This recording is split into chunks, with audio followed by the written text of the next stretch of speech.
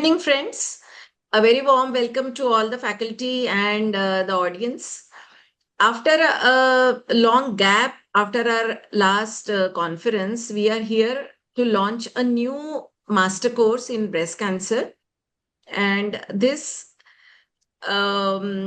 is going to be a comprehensive course in breast cancer, which will include basics of applied anatomy, pathology, breast imaging, surgical planning, adjuvant and neoadjuvant systemic therapy, radiation, genetics, everything. So we are going to, organize monthly webinars in a systematic way so that for the postgraduate students as well as the budding surgeons, budding oncologists, it will be a treasure of knowledge. So I would now invite Dr. Arun Kumar Goyal, sir, to give us a brief overview of about this new master course and to start the program. Thank you, Dr. Vaishali. Very, very warm welcome to the faculty and all the delegates. So I'll start with just a brief introduction. I am Dr. Arun Kumar Goyal. I've been a practicing surgical oncologist with a fair degree of interest in breast oncology also. And this whole series of focus studies in breast cancer, it owes its origin to the COVID pandemic. Just 2 or 3 months into the COVID pandemic, I remember June 2020 or so, we did our first webinar, the first one was on papillary lesions of the breast. And the response that we got really sort of was very heartwarming. So from that time, we have continued with this online activity, though COVID has long gone, but I feel this format is here to stay. It has a very important role to play because it allows from the comfort of your hospital or office or home, from far reaches of the country and outside the country, people to join. And so both as faculty and as delegates. So I think the academic value that we get in these webinars is wonderful. These webinars have been organized under the banner of, we have a small NGO called Indian Anti-Cancer Trust, which is now nearly 20 years old. So it does a little bit of cancer awareness talk, sometimes cancer detection camps. And for last 4 or 5 years, we have been doing these focus studies in breast cancer and anything else we can do in public interest. And so Indian Anti-Cancer Trust continues to sort of maybe raise funds and support this activity on a regular basis. This time and in the last conference also, we have been lucky to have ABSI as a co-sponsor or a partner organization. And I believe particularly for this series, it is going to be wonderful to have them together with us. As Dr. Vaishali mentioned, this series, which we are starting from today, the objective is to cover over a period, maybe roughly 2 years, the complete spectrum of breast disease management, primarily focusing on oncology. And as part of this, what we are doing is like whatever topics we take, the objective is to have the applied aspects talked about, brought into focus. Because as a surgeon, we really need to not just theoretical anatomy, it is the practical anatomy or anything about every aspect of care. So how it has to be applied to patient care is what is critical. And with that in mind, the theme of the first webinar being applied anatomy, you can say, and we have a wonderful set of faculty. And I would like to again express my thanks to Dr. Vijay, Dr. Ashutosh. Dev is not here for this particular one. Hopefully, he should be able to join in the next one. We have had a long time together, and he has done wonderful work in the field of breast oncology. And my colleagues, Dr. Rajiv Agarwal, Dr. Vaishali, Prekshi, all of them are sort of the backbones of this series. With that, I would once again welcome all of you and hand over for further proceedings. Thank you. Thank you, sir. So, without wasting any further time, let me invite Dr. Garvit for the first talk. He's going to talk on the applied anatomy of vascular anatomy of breast. Dr. Garvit is the Associate Director of Breast Surgical Oncology at Nanavati Max Super Speciality Hospital in Mumbai. And he has been working in Tata Memorial Hospital for many years before he moved to the private corporate world. So, Dr. Garvit, next 25-30 minutes are yours. Thank you very much. I hope you can hear me. Yes, we Yes. can. So, first of all, thank you to Dr. Goel, Dr. Vaishali for having invited me to this prestigious forum. I've spoken here earlier. I've attended as student during the COVID time and thoroughly enjoyed every bit of the talks that we've had on these forums and the discussions, and sometimes which even ran on to a little bit of a verbal fight between the faculties. But all said and done, thank you very much for having me. And I'm going to be just one second. Mandate given to me was vascular anatomy of the breast to cover blood supply, Goeringus septum, importance of vascular anatomy in parenchymal displacement, therapeutic reductions, healing, fat necrosis, and anything else which will be important for a breast surgeon's perspective. Now, my second question to Dr. Vaishali when she gave me this mandate was, how much time do I have? She said 20 minutes. And I was like, this is almost all of the breast knowledge that I have, and I have to concise it in 20 minutes is a very difficult task. But You can what I take additional 5-10 minutes. So, you can no, take no. up to 30. But That's what it. I'm trying to do, madam, is I'm going to just cover the vascular anatomy more or less, and Yeah. anatomy of the pedicle and the perforative flaps that we use, and Yeah. then show a little bit of the clinical pictures of these in terms of how the applied anatomy really works, and Yeah. finally a slide or two on the complications of if when it is not done well, which all of us face. Absolutely. Yeah. Exactly. So Wonderful. Yeah. yes. So the roadmap of the talk is vascular anatomy, facial anatomy, and the vascular flap. So vascular anatomy, I have taken up first before the facial anatomy. Otherwise, when you go through all the anatomy books, it always starts with what is breast and how it is packed in the fascia and everything.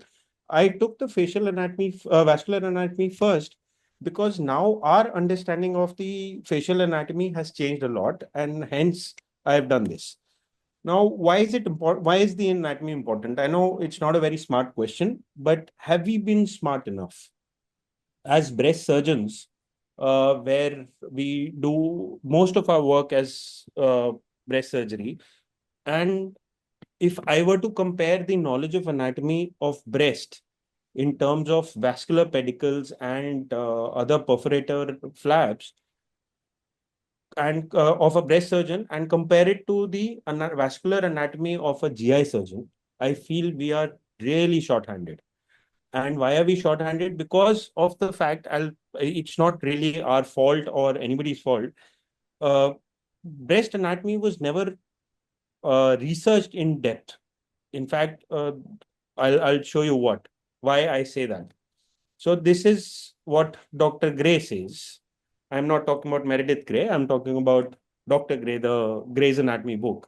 Now, this is all that there is in the whole book about vascular supply of breast arteries. This is that 1,000-page book. This is all that it has to say about the breast arterial supply. The breast is supplied by branches of axillary artery, internal thoracic artery, and some intercostal arteries. The axillary artery supplies blood via the superior thoracic artery, the pectoral branches of thoracoacromial, and the lateral thoracic artery via the branches that curve around the lateral border of pectoralis major. So on and so forth. But you do realize on an organ which has so much of plastic surgery involved and having so little of vascular anatomy known, it becomes very difficult, and hence our the initial breast surgeons who started oncoplastic surgery faced so much of difficulty with flap necrosis, with nipple necrosis and fat necrosis. All that was seen because of our shortage of knowledge of breast anatomy.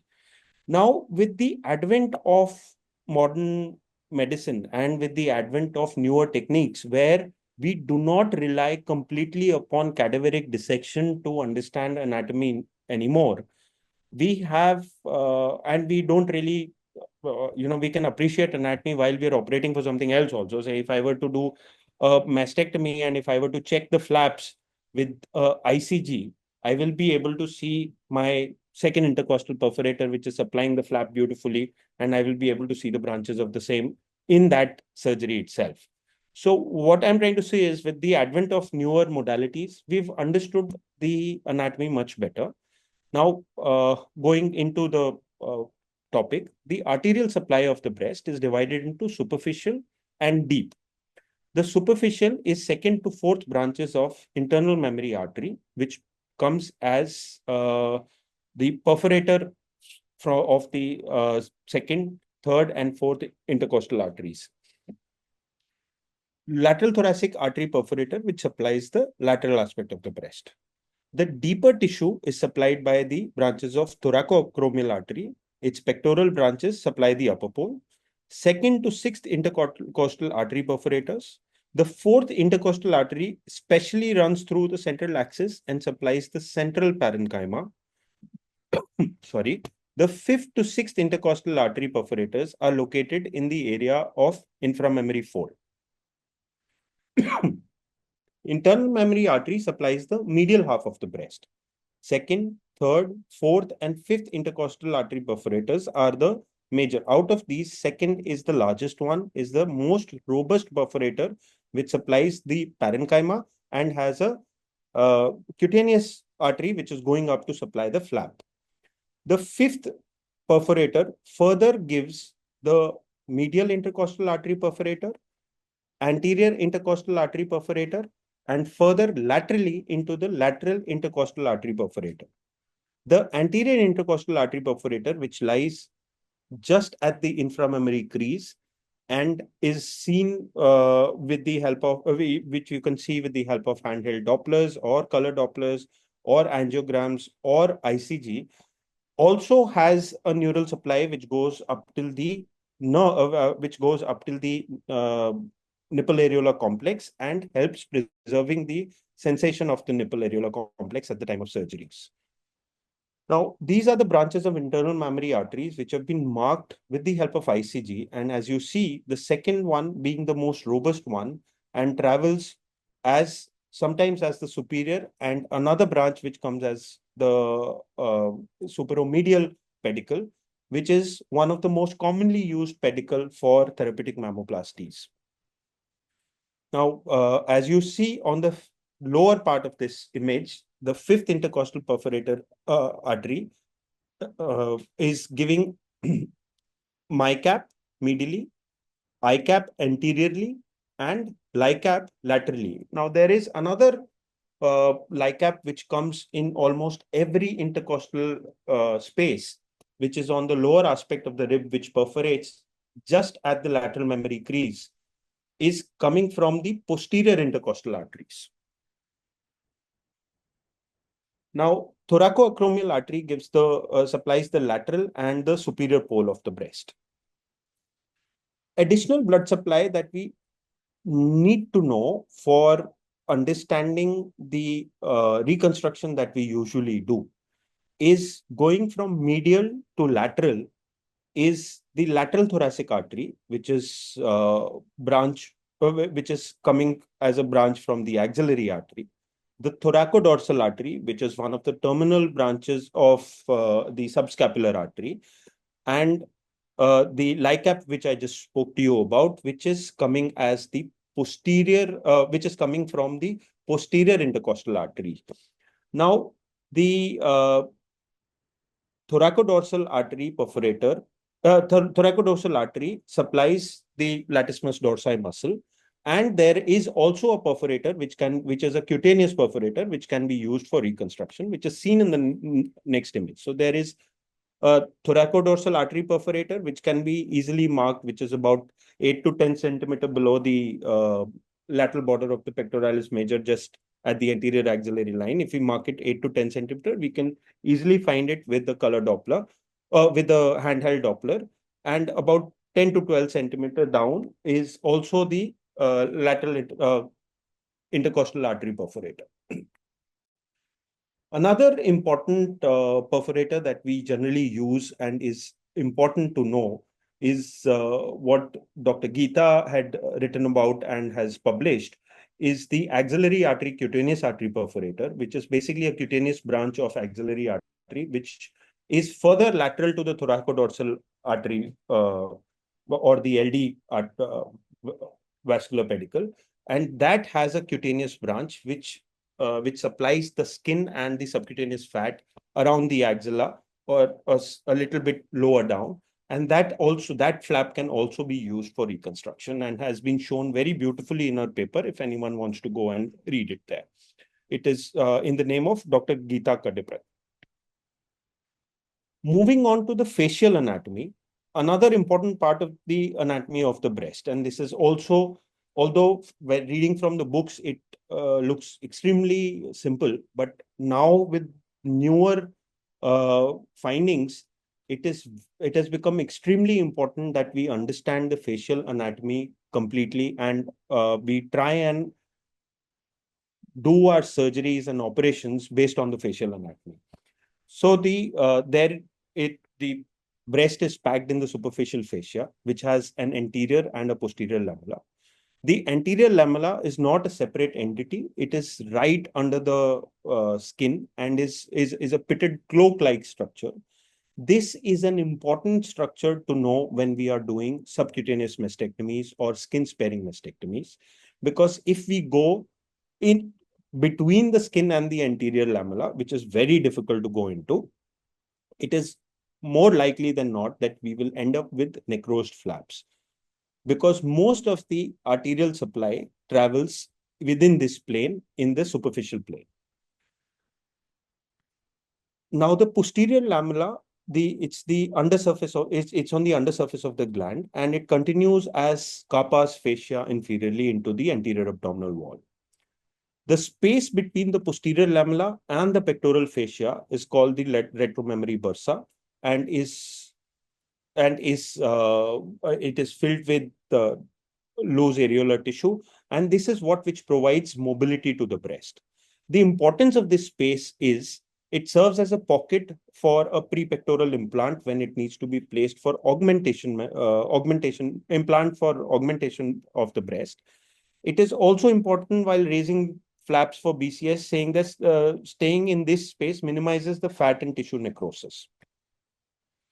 Now, what we also need to understand is the horizontal septum. This is one part which was poorly understood earlier, but now with the advent of new studies or the publication of new studies, it is much better understood, and we have also understood the clinical implications of it. There is a medial ligament which attaches parasternally between second to fifth rib, and there is a lateral ligament which attaches at the lateral margin of the pectoralis fascia, pectoralis muscle, and then all of this combines together to form the horizontal septum at the level of the fifth rib, which carries a neurovascular bundle which reaches up to the nipple. Now, if this fascia is not disrupted, then the chances of nipple survival, the chances of nipple sensation being preserved are much higher as compared to when the septum is not respected. So this is known as Weringer's septum. It's a horizontal septum located at the level of fifth rib, acting as a suspensory system for the breast. It carries the main nerve supply to the nipple and used in some breast reduction techniques. Now, it acts as a guiding structure for the neurovascular supply, Cranially, there is thoracoacromial and deep branches of lateral thoracic artery, and caudally, there is fourth, fifth, and sixth intercostal artery perforators. The residual part of the fibrous circle also acts as a guiding structure for the main vascular supply. These are perforating branches from the anastomosis of the internal thoracic artery, branches of the lateral thoracic artery. There is also another septum which has been described by Awad et al., which was actually seen in the Hall-Finlay's reduction technique, where there was there was always some 3 or 4 perforators which was seen at the level of fifth intercostal space. There was also a presence of a thick septum which was placed vertically between the inframammary crease and the nipple areola complex. It was later demonstrated by Awad et al., and they did a study which, I'm sorry, this is supposed to come differently, which showed, 1 second. I'm going to show this a little differently. I think my animation didn't work well. So this is the diagram, if you can see it. This is the diagram, this is the vertical septum, which joins the horizontal septum at the level of nipple areola complex. And if you see the diagram there, this is the vertical septum, which joins. It also carries a neurovascular bundle. And when this is respected and taken care of at the time of dissection, then you have lesser chances of nipple necrosis or loss of nipple sensation. Now, they demonstrated it, the authors demonstrated this in MRI findings, in surgical findings, where this is seen. Sorry, really sorry about this slide. This is seen. So this is the head end. You see the NAC. This is the foot end, and this is where the septum you see, and it can be split. It splits into 2 septa, and there is arterial supply into it. And you will see better in this picture where the 2 leaflets of the septum have been opened, and you see a perforator going through it towards the nipple areola complex. Just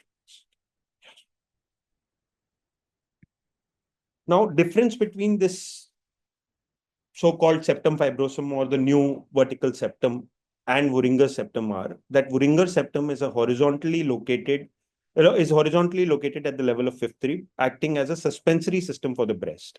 It carries main nerve supply to the nipple and used in some breast reduction techniques.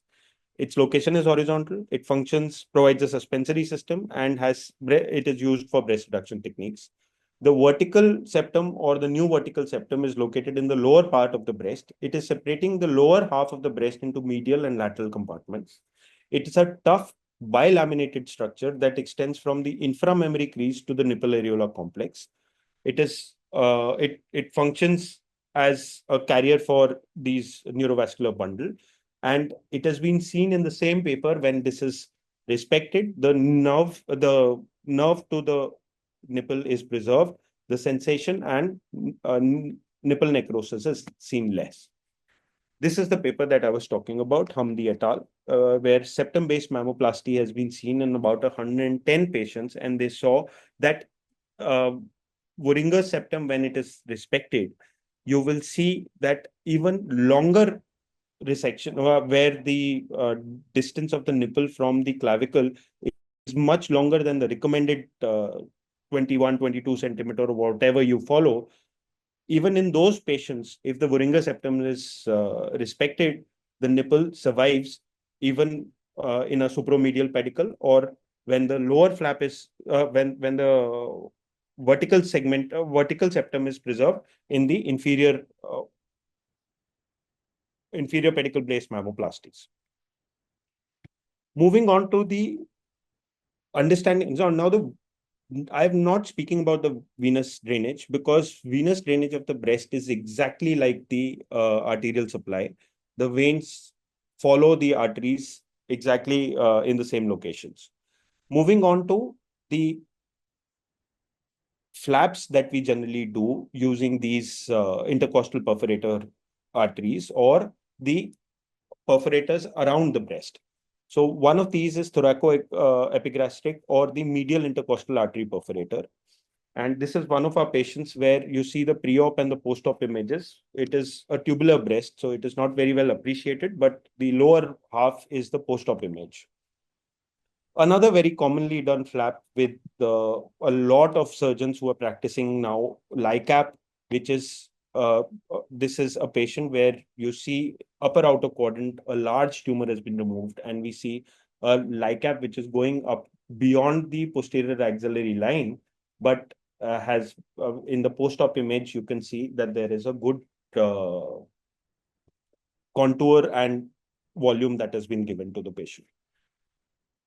Another flap that is regularly used is latissimus dorsi flap, the workhorse of breast oncoplasty. I still use it a lot, not as much as LICAP, but LD flap is something wherever I find that there's going to be a lack of volume, or when I'm not able to slightly overcorrect because I know that the patient is going to lose the volume after radiotherapy, I use the LD flap more frequently in those cases. And this is a latissimus dorsi reconstruction based on LD flap, which is in a breast conservation surgery. Same flap used for a whole breast reconstruction for a lady where we did a skin sparing mastectomy, but nipple areola could not be spared because the tumor was centrally located. Now, moving on to reduction mammoplasty, like what I told you in what I showed you as the superior pedicle, the medial pedicle, the supromedial pedicle, and the inferior pedicle, the central pedicle, and the lateral pedicles.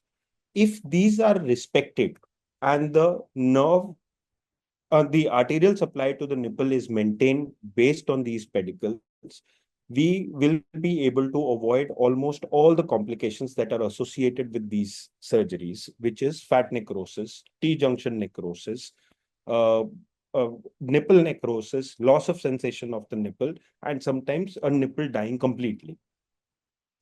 So these are the complications that we generally see. Like fat necrosis is best appreciated in mammograms. You'll be able to see them in some continuous images also when you want to when we do serial mammograms year after year. And when you see this for the first time, you're worried, is this a recurrence? And you end up biopsying it to prove it. But as you get more, well, when you've done these oncoplasties, then you realize that this is a real problem that comes in a lot of cases. So we tend to understand, okay, this is fat necrosis, and this is very clear. It has a clear picture on an ultrasonogram where you see typical oil cyst formation, and you're able to say that this is fat necrosis. Oil cysts are also seen on mammograms in some cases, not in this one though.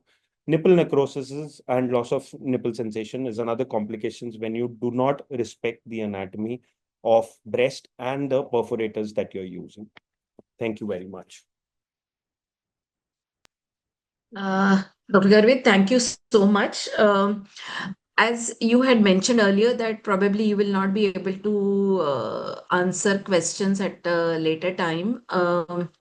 Would you be able to do that? Or Yes. Right now, I'm sure we have another 5 minutes to go okay. for the. So, Yeah. before we move to Dr. Ashutosh, just one, quick questions regarding the vascular anatomy. How common are the variations in vascular anatomy, and how does it impact the surgical planning? What are the things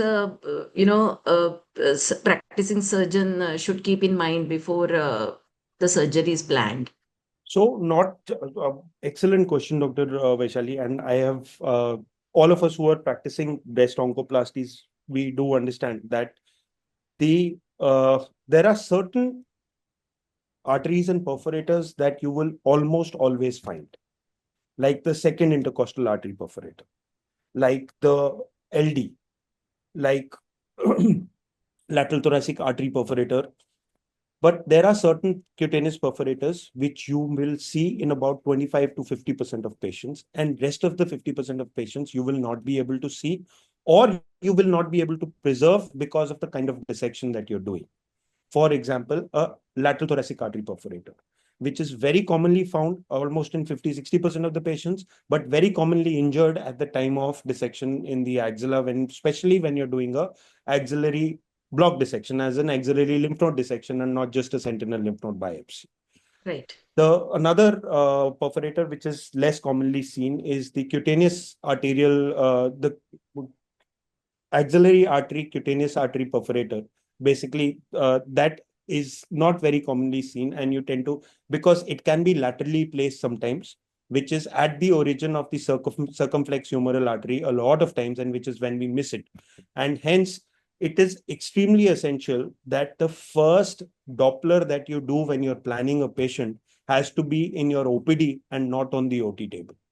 When you do it on the OT table, please be ready for any sort of surprise. Even a LICAP can be missing sometimes, or you may not be able to find it. So best is that you mark your patients, see the patients, do a vascular study in your OPD before you take the patient to the table. And a lot of times our OTs are so cold that you're not able to appreciate small cutaneous perforators. Correct. Yeah. So thanks, Dr. Garvit.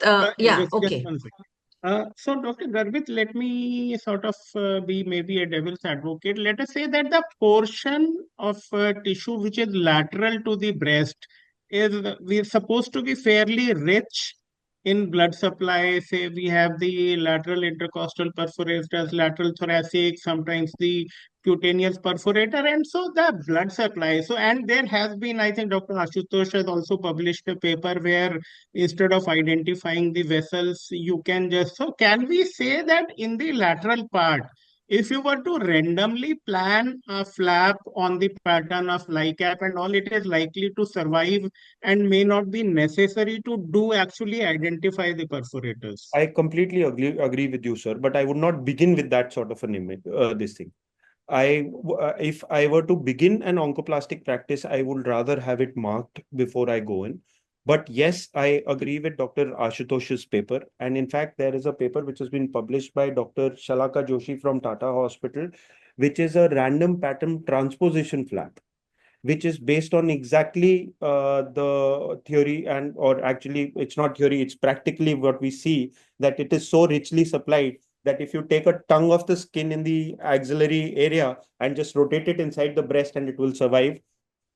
But she's Right. also had her problems, and she's published that also, that Correct. some of the times we are just taken aback with, no matter what we do, things will not go our way. But yes, if we are able to, it will be best if we can mark the pedicle, save it, not try to, if you're I mean, I know there are some students in the group. If you're not trying to skeletonize always, just keep a little bit of a mesentery around the artery that you've marked. That should be enough to give you enough movement for the lateral reconstruction.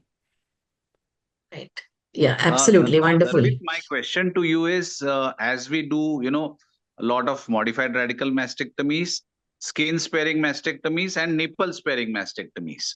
So, how important is the vascular anatomy in performing not only oncoplastic surgery, but how would you justify the importance of the vascular anatomy in nipple sparing or skin sparing mastectomy? And what is your tips and tricks for preserving the vascularity of the skin flaps in these sort of surgeries? So, thank you very much for that question, sir.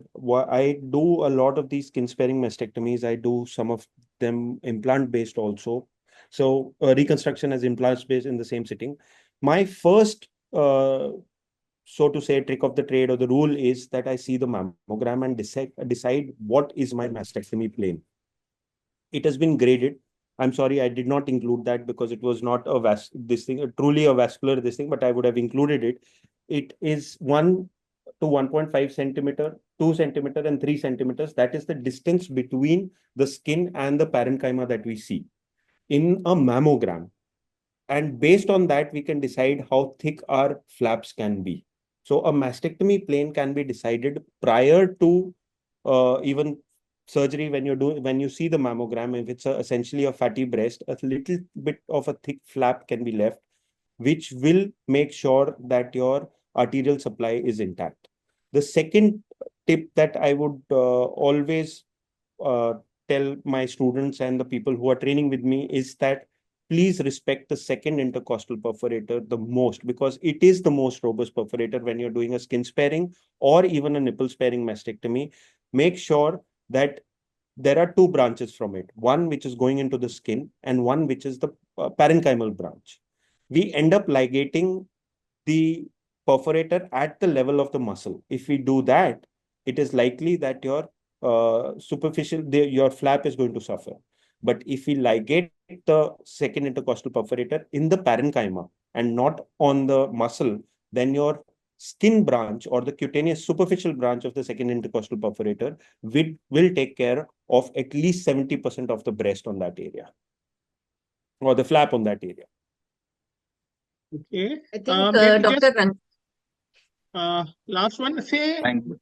when we are talking of the blood supply of the nipple areola complex and we are talking of different pedicles, so one of the issues is how much of the blood supply of NAC is coming through the skin and how much is coming through the parenchyma. What is the relative importance of the two? That both, whenever we are doing say a therapeutic mammoplasty where we are trying to conserve, obviously when we're trying to move say if it's an inferiorly located tumor and we want to do reduction mammoplasty where it is based on the superomediate pedicle. So just maintaining about 2 centimeter depth beyond the nipple itself conserves the blood supply of the nipple. And especially in that area, that would be enough. No other blood supply would be required for the nipple to survive. But in case, now there is one more, I know this is not the question that you asked, but the cutaneous supply, what I'm trying to say is the cutaneous supply is good enough to make the nipple survive if your flap is not too thin. Now, say it's a too long a flap and you're not able to conserve any of these septi and you're not able to conserve your flap is not is gone too thin and your ICG is showing that your nipple is not going to survive, then best would be, and this is a very common fallback plan, is to do a full thickness nipple graft. Remove it, put it, and just put a few sutures. More often than not, it survives beautifully with a little bit of hypopigmentation and loss of sensation, obviously, but it survives. I would rather do a full thickness nipple graft than to wait for the nipple to necrose and do something later. Right. I think they say that you can trim the superior and superomedial pedicles thinner compared to what you should be doing with the So the inferior inferior pedicle. yes. Yeah. Right. So And the as you inferior, rightly mentioned, the superficial and the deep, positions of these relative perforators when it comes to superior and inferior pedicles, right? yes. So I think we should now move on, Dr. Garvit. Thank you so much for that comprehensive talk on vascular anatomy and applied aspect of it. So we'll move to Dr. Ashutosh Mishra. Dr. Ashutosh is a professor of surgical oncology at All India Institute of Medical Sciences. He's going to talk to us about the lymphatic anatomy and the applied part or the implications in the management decisions. And a warm welcome to Dr. Pankaj Roy also. She's joined. Over to you, Dr. Ashutosh.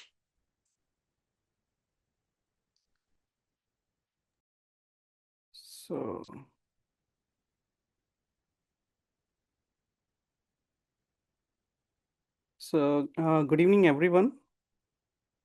And I'm just trying to find out the pointer. On the bottom of your screen. Just a moment.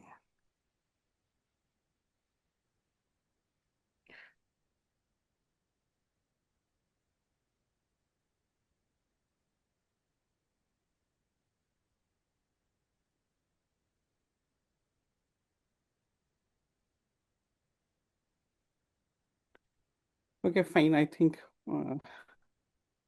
so. Are you able to see my slides? Yes. Okay, so very good evening.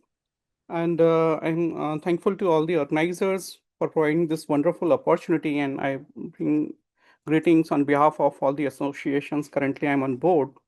And today's topic is on understanding the lymphatic anatomy of the breast and implication for management decision in breast cancer. So why it is important, actually, why we need to understand about the lymphatics? Because in malignancy, the entire role and the outcomes are related to the spread of the disease. So these breast cancer cells can enter bloods and lymphatic capillaries, then metastasize to the regional lymph nodes, and then subsequently to visceral and non-visceral sites. So that's why it's very important to understand how these lymphatic channel works and what are the different location where they can go. So we are going to divide the entire presentation in different subset, including the understanding the anatomy, clinical implications, ALND, SLND, axillary reverse mapping, role of lympha, S-lympha. And we also divide the entire presentation in three parts. First, to understand the anatomy, then it's surgical help in surgical planning, then overall help in making the other decisions related to medical management and radiation oncology, something. So if we see the history about the lymphatics, so way back in around 1600 BC, there was a mentioning of the lymphatics in different part of the body in the Roman literatures, and subsequently, if we see about the lymphatics anatomy of the breast, particularly, then Cruikshank and the Seppi, these are the two main persons who did a lot of work, and what we see today are most of their work. So in Cruikshank and Cooper in 1840 located the axillary lymph pathway as well as the accessories pathway from the breast. So in 18th century, actually, the Cruikshank start injecting mercury into the mammary ducts of cadavers and trying to see what's the pattern of lymphatics or these ductal systems. In 19th century, Sapis did a lot of anatomical studies, and he laid down the foundation for all the lymphatic work that we see currently. And Sapis concluded that all lymphatic arising from the breast drain into the axilla via the subareolar plexus. So this is the main thing on which a lot of these central lymph node biopsy procedures are currently in use. And this is the Sappi. He was a French anatomist, and he did a lot of work related to lymphatics. This is the torso, and subsequently this is the breast images. He injected mercury earlier. And he find out the subareolar plexus, that he put the thought that every lymphatic is draining centripetally towards the areola. Then there are the big channels through which the entire this lymph goes towards the axilla, and that how it lymph nodes metastasis occur into the lymph nodes. So this is the channel that he described. There is the epidermis, dermis, subcutaneous tissue, then deep fascia, and deep tissue. So if you see, I don't know, I'm not able to use this.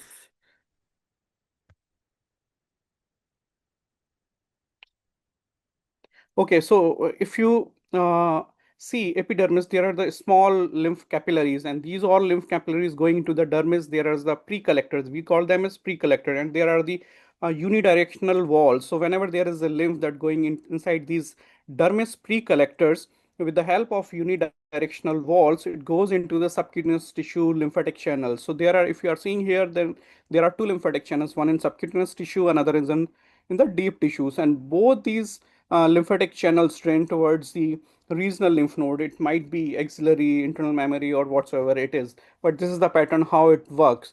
So on these particular things, if you see, they are the main in dermis and the subcutaneous tissue. So it also work as a rationale for giving the injection in different part of the breast for doing sentinel lymph node biopsy.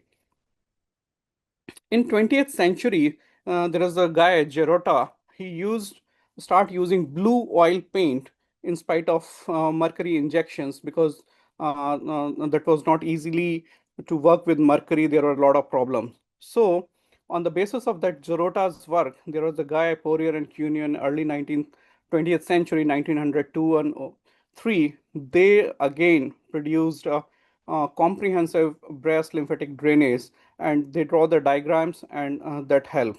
So this is the work of Poirier and Cuneo in 1903. They did this work with the help of Girota's method using oil painting dye, and they produced this diagram. So this is the important diagram that's currently in the use with the Gray's Anatomy book, and with this lot of AI generated methods and other methods, the same pictures with the lymph nodes currently are in use. So after that, in around mid 20th century, there was a guy, Turner and Roerich. They start using iron Prussian blue and radioisotope gold and during surgery, breast surgeries. And they actually discarded the theory of sepes. They told there are the direct lymphatic channels. They are going from the breast parenchyma directly to the axilla. And he suggested that sepes had mistaken the mammary duct for lymphatic vessels and thereby overemphasizing the importance of subareolar plexus. So there are few literature also, though, who was against the theory of sepes, but in most of the literature and most of the accepted literatures, there is the concept that there is a centripetal drainage of lymph from the parenchyma, then through these subareolar plexus, lymph goes towards the axilla. So this 100 year of work was behind was the rationale, or what was the benchmark work done by earlier anatomists that lead to the foundation of sentinel lymph node biopsy in the late 20th century. So Guglione et al. At Joint Venous Cancer Institute, they start using the blue dye and gamma probe, and they start using this lymphatic anatomy for the detection of sentinel lymph nodes in the axilla, and that was the success behind this sentinel lymph node biopsy. So how the work of anatomists start helping to surgeons and clinicians for the detection of sentinel lymph node biopsies. In around 2005 in Australia, Swami methodology, they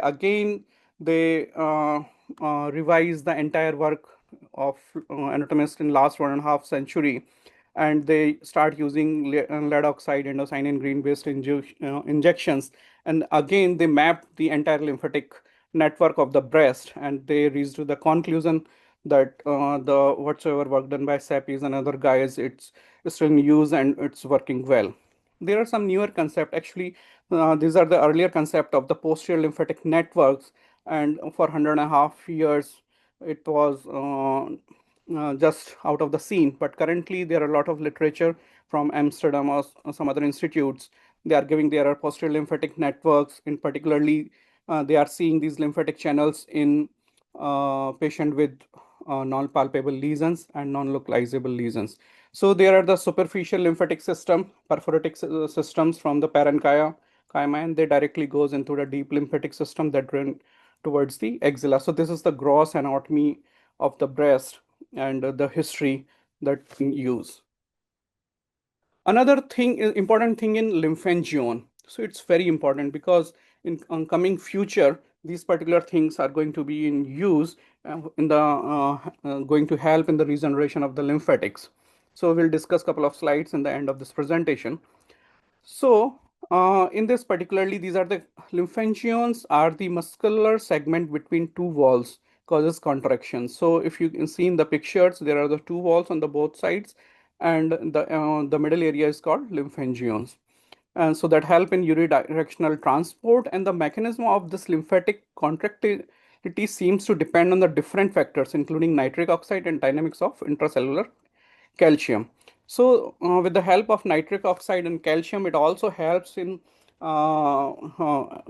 pulling the lymph from the subcutaneous lymphatics towards these collecting channels, and then they push with the help of unidirectional wall to the deep lymphatic systems and towards the axilla. So this is very important to understand the unit of lymphatics as a lymphangiome. You also need to know about the molecular mechanism. So there are two chemokine receptors, CXCR4, CCR7, that regulates the metastatic process. How there is the lymphangiogenesis around the tumor. It's usually derived by the VEGFR3 pathways, and there are two important factors, VEGF-C and VEGF-D, that helps in the generation of lymphatic vessels. Why I am discussing all these things? Because all these things are being to be used in the regeneration of lymphatics where there are the problem of lymphedema and all these things. So we are going to understand all these pathways and all these factors, because in 30 to 40% of the cases VEGF-C is increased. So whether we can do these lymphogenesis, we can develop lymphatics outside in vitro situation or by implanting inside the human body. So there are a few slides about the posterior lymphatic network of the breast. So these lymphatic vessels located on the posterior surface of breast, which can drain lymph to extra-axillary locations, particularly in cases of non-palpable breast tumors. So from here, you can see in the pictures, there's the posterior tumor, there are the direct lymphatics going towards the internal mammary sides or directly deep to the muscles, and from there they goes towards the rectus sheath and subsequently towards the diaphragm and lower part. So these are the different channels. Currently, there are a lot of studies are going on these channels. Whether they are useful or not, it's still a matter of debate. So coming to breast lymphatic anatomy, so as we understand, there is superficial lymphatic sapis plexus subareolar, drain superficial breast 75% towards ipsilateral axilla, then deep lymphatics. Then there is the almost 5% direct drainage. Ashutosh, just 1 minute. Vaishali, Yes, can you sir. share the link for joining the webinar on the ABSI members group? There have been some phone calls regarding that. I'm not on that group. I will share it with you, sir. Okay, you can send it to me. I will send it on the I group. will. I think more I people will. want to join in I will. and I will listen to share. the wonderful lecture of Ashutosh. So Yeah, I'll send share it to soon, me. sir. Yeah, I Yeah, will. Sure. Okay. thank you. Ashutosh, go ahead, please. Thank you. Sorry for the interruption.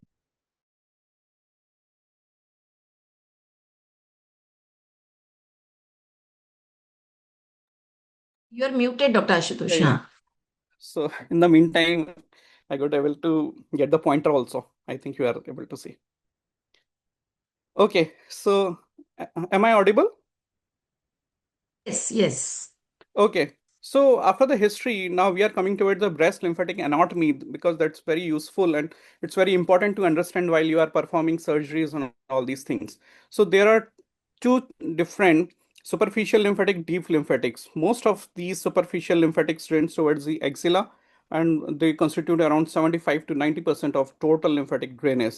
Deep lymphatics, there are some internal mammary lymph nodes, and there are some shared pathways with auxiliaries, internal memories, and other pathways as well. Okay, so if we see the axilla, there are different set of lymph node groups. So one is anterior. Anterior group of lymph node is just next to pectoralis minor muscle, and it's medial to long thoracic vein. So this is the area. It's almost close to the lateral border of pec minor, and this is very important. This important from the point of view of central lymph node biopsy, because this is the area where you find most of the sentinel lymph node. So there are 4-5 lymph nodes, and there are the lateral group of lymph nodes. You can see here it's posterior and medial to axillary vein, then posterior group. So this is the group, it goes along the subscapular vessels on the posterior side of the axilla. So there are 4-5 lymph nodes. So these makes the anterior group of, these are the level 1 lymph nodes. Then there is a central lymph nodes. It exists in the axillary fat, and sometimes it's some part is behind the pectoralis minor muscles. And so this is the central group of lymph nodes, and the apical group of lymph nodes that's medial to pectoralis minor tendon.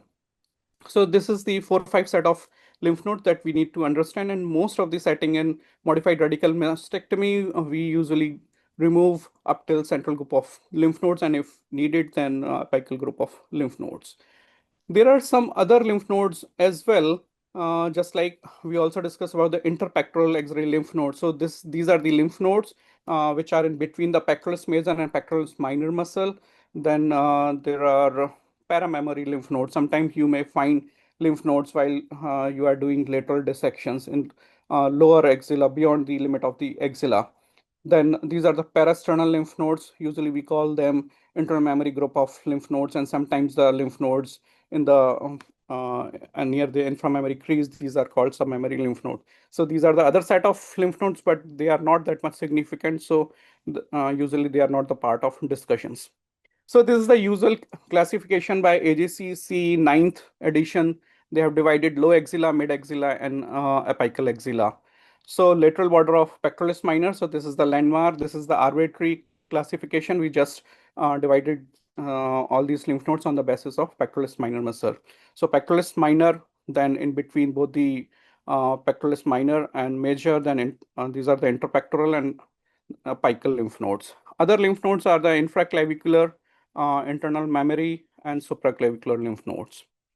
So this is the picture again, level 1, level 2, level 3. Internal mammary lymph nodes. So basically they lies within the extrapleural fat in the intercostal space in close proximity to internal mammary vessels. So this is the place. Usually they lie between upper superior first, second, third intercostal space and can go up till the fifth intercostal space. So numbers are variable, and basically they are more useful clinically for staging of the patient and for also in the prognosis. In CT wise, you can identify these lymph nodes. So these are the usual presentation of internal mammary nodes. So there is some literature about the drainage pattern as per the quadrants of the breast. So upper outer quadrants, almost 95% of the tumors drains towards the axilla, lower outer quadrant 97%, upper inner quadrant 93%, lower inner quadrant is 88%. Similarly for internal mammary lymph nodes, so maximum drainage is from the lower inner quadrants around 52% and least from the upper outer quadrant around 10.4%. There are other nodes, intramammary nodes. They might be inside the breast itself, but they are not that much significant. If we are doing mastectomy, then it's fine. Sometimes if they are not grossly visible in BCS or also, then we can leave. Metastasis is coded as distant M1 in case of the cervical and contralateral internal mammary lymph nodes and axillary lymph nodes. There are different pathways also along after these ipsilateral axillary internal mammary pathways. There are other pathways like intercostal, supraclavicular, dedalopectoral, and contralateral axillary pathways. So after understanding all these station of the lymph nodes and the basic classification, so while doing axillary lymph node dissections, you need to take out the level 1 and level 2 lymph nodes until unless the grossly level 3s are involved. So this is the template that you need to take out of the fibrofatty tissues along with the lymph nodes in between the both the lateral thoracic nerve and thoracodorsal pedicles. So this is the area that usually you need to remove, and the lymph nodes behind the pectoralis minor pedicle. So a lower limit is angular vein while you are doing this axillary dissection. And this is sometimes if you are presenting the nerves, then this is usual pictures that you need to take out the tissue between both the nerves, long thoracic nerve and thoracodorsal pedicle. You shouldn't unnecessarily dig this area. There are these lymphatics and the lymph nodes that usually drain the lymph from the arm, and you shouldn't go beyond this axillary vein because they are the lymphatic channels that are coming from the hand, and unnecessarily if you are going to damage them, they are going to do lymphedema to the patient. So there are different methods of breast lymphangiography. Then you can study these lymph nodes by the isotopes, indocyanine groove, methylene blue dye. So usually there's a concept of the lymphatic drainage toward the central lymph nodes. That's the first draining lymph nodes, then second tier lymph nodes, then tier 3 lymph nodes. So this is how it spreads. So after axillary dissection, the concept of sentinel lymph node biopsy. So this is in use, sentinel lymph node biopsy is in use because of understanding the lymphatic anatomies, and after doing lot of axillary dissections because of the comorbidities of axillary dissections. So this is the next step toward the less morbidity and getting the same output. So in the beginning, Giuliano did the fantastic job with the help of blue dye. Then Craig used the radioisotope, Albertini combination of blue dye and radioisotopes, and there are a lot of other guys. So this is the basic classification system that we have already seen. But for the sentinel lymph node biopsy, we do not want to dig unnecessary in the level 1 as well. So there was the time to divide the level 1 itself into different quadrants so that we can minimize the trauma to the lymphatics and can minimize, because there are the 3 to 5% chances of lymphedema in sentinel lymph node biopsies as well. So this is the least classification which divides axilla into superior and inferior axilla level 1, particularly with the help of intercostobrachial nerve. So it divides A and B. So we usually find out sentinel lymph node in the B zone. After that, there is a Krishna classification that divides into 4 zones, the level 1 area. So anything below the second intercostobrachial nerve and medial to long thoracic vein is the potential site for identification of the sentinel lymph node. So when you're injecting a dye, then this is the area A zone where you can find the sentinel lymph node.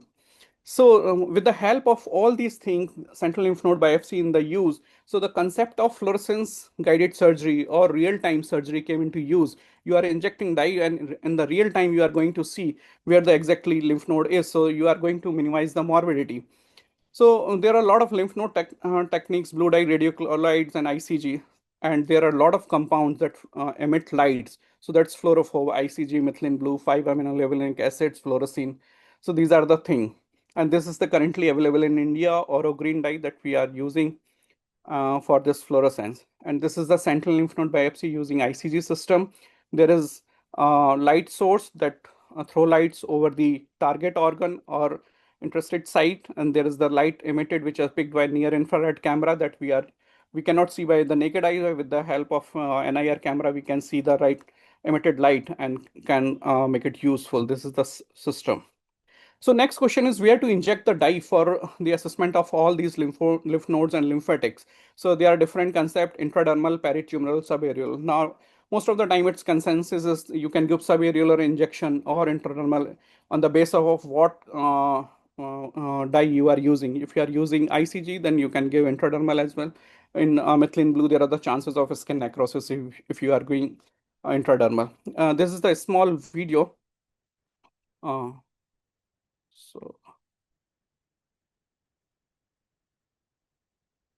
So this is the subcutaneous injection of methylene blue dye, and I'm not going very deep, it's just below the skin. So if you are giving methylene blue dye, then you can give at 2 sites, 1 cc at 3 o'clock position, 1 cc at 12 o'clock position, and it's in subcutaneous zone, and then you can do massaging so that it goes through the lymphatics. In this, I'm giving intradermal because by the same gauze needle. Otherwise, you can use tuberculin syringe or insulin syringe. So here you can see the raising of bleb, and that's very important. So here you can see this is the intradermal 0.05 cc ICG is sufficient. You can give at 2 sites.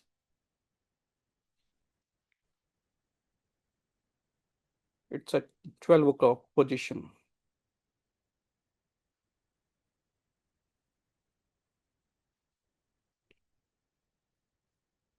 So with the help of ICG this is Stryker system, you can see there is fluorescence. This is gray and white images. There are different 3 images, overlay mode where you are seeing green pictures. So here in the real time, you can see this is the overlay mode, white and this fluorescent light. Then sometimes you can do bit of massage, otherwise usually massage is not indicated if you are doing ICG. So here in this picture, you can real time see the lymphatic and it's going towards the axilla.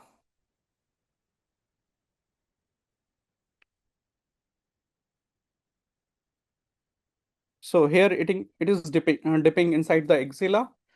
And there are some challenges with the ICG that there is the penetration of these picking of light of this camera system is not beyond more than 1 centimeter.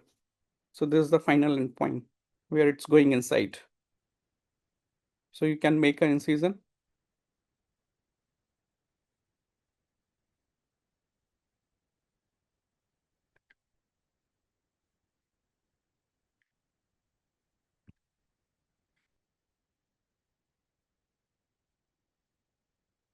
So this is how this, I'm not. Fine. So with the help of these dyes, you can actually identify lymphatics and can see the lymph nodes inside the axilla and can do the sentinel lymph node biopsy. So what is the clinical relevance? Actually, We can see the pattern of spread to the axilla, help in central lymph node biopsy. If it's going directly to internal mammary lymph node, that's also helpful in the staging, then cross drainage. So these are the different things that are clinically relevant. Another important things are superficial lymphatics. If they are being blocked by the cancer cells, then you can see the picture like this, PDO orange, and it's straightforward change the staging. It's make the disease stage 3B. So shows the skin involvement of the disease. So that's why this you need to understand if they are lymph nodes, lymphatics are blocked, then you can see the change in picture. So why assess lymph nodes in breast cancer? Because it helps in giving the idea about the prognosis. It's help in guiding the adjuvant therapy, regional control, and after all the survival. So in prognosis, most powerful prognostic factors, so pathological lymph node PN in early breast cancer, if you are seeing anything, then it's directly change the status, and there is a actually change in the prognosis as well, and also change the 5-year OS of all these patients. Nodes and the tumor biology, even in biological favor tumor ER/PR positive, HER2 negative, low grade, if there is node positive in low grade tumor biologically, node positive disease, then prognosis is not good. Nodal status modify risk stratifications. Node negative TNBC has better prognosis than node positive ERs. Micrometastasis associated with poor DFS in node positive patient and negative. It also helps in guiding the decisions, chemotherapy decision. Traditionally PN positive systemic therapy, but currently if you are seeing in postmenopausal 1 to 3 lymph node positive, low RS score less than 25, then you may omit chemotherapy sometimes. So these are the things. So assessment of lymph nodes is going to change the decisions. Similarly, for the radiotherapy, there are a lot of trials where RNI in 1 to 3 positive nodes improve DFS and OS. Other trials, when you include internal memory, supraclavicular nodal irradiation, then improve survival. So when you get the appropriate knowledge about the involvements of the lymph nodes, then this help in making the decisions for all these patients. Similarly, for hormonal therapy, node positive postmenopausal benefit more from aromatase inhibitors. In heavy nodal burden, extended endocrine therapy, that actually helpful. Sequence of therapy, if N positive disease, you can give NSCT to downstage axilla as well. Now, there is the concept of making axilla N0 before going for surgery and then do the radiotherapy. So a lot of things are coming. Clinically, CN0, undergo upfront surgery, SLNB or TED, post NSCT nodal status, that also guides about the adjuvant RT and systemic therapy.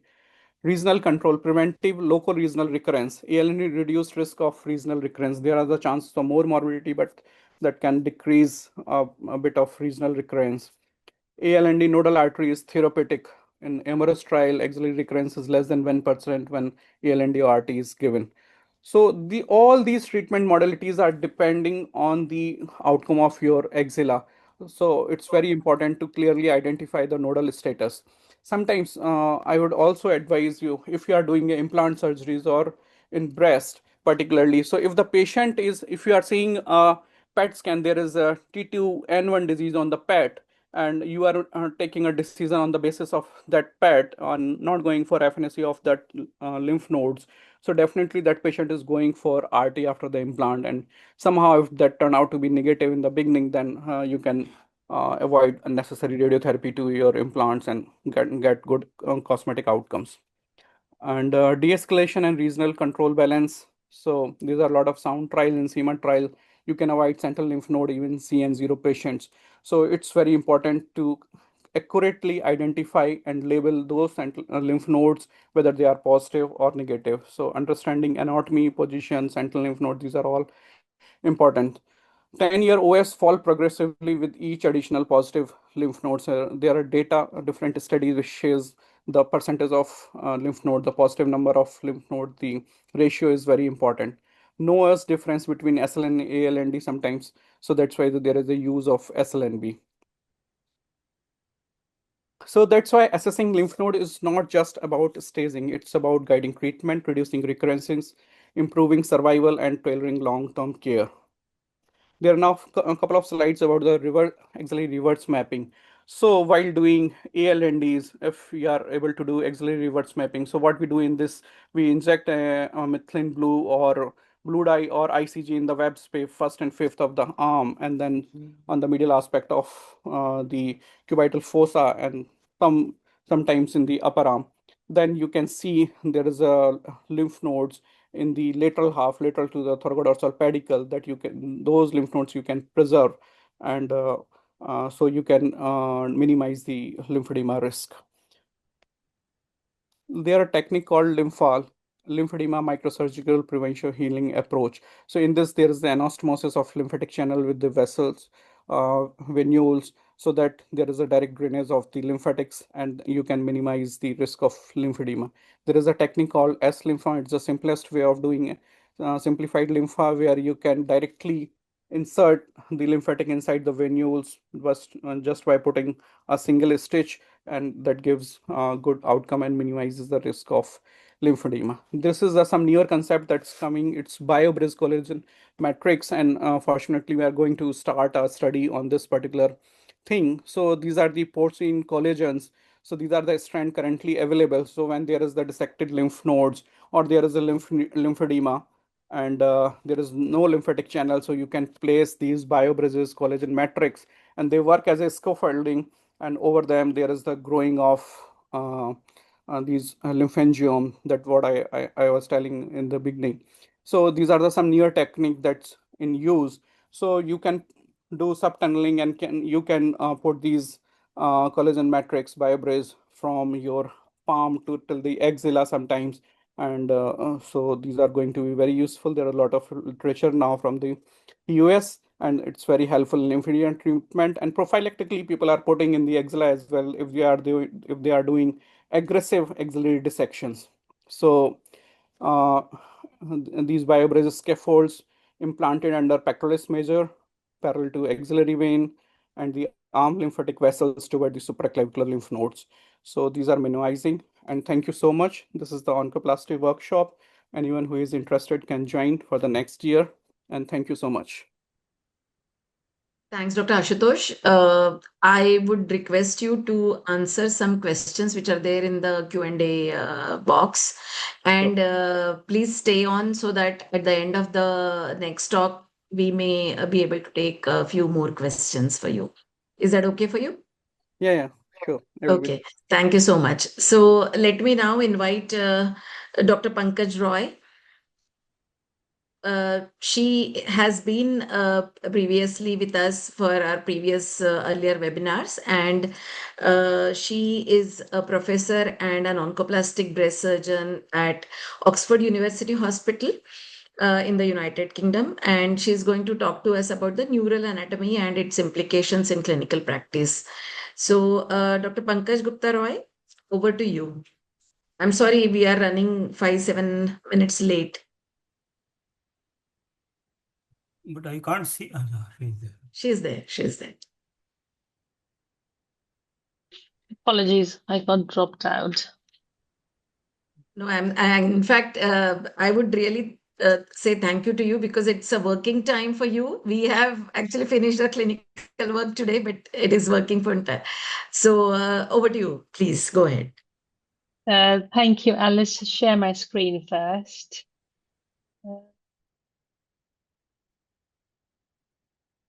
Do you see my screen? Not yet. Not yet. No?